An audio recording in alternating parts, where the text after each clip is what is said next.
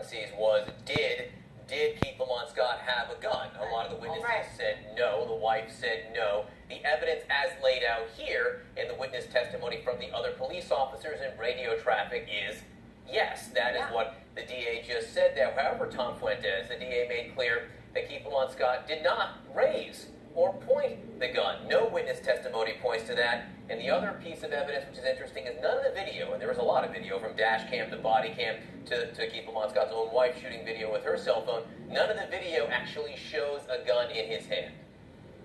Well, first of all, John, they not only show that he had a gun, they show that he had and prove that he had that gun, with the evidence that it had been stolen, and the individual who sold it to Scott, that's how he obtained that gun.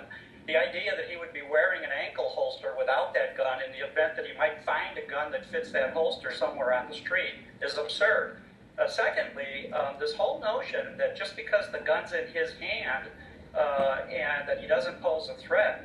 I was a police firearm instructor. I was an FBI firearm instructor, SWAT team member, SWAT commander. I can tell you that while Bill Hickok would have a difficult time winning that draw if the subject already has the gun in his hand, because it would take less than 1/10 of a second to raise it and let a bullet fly toward that police officer.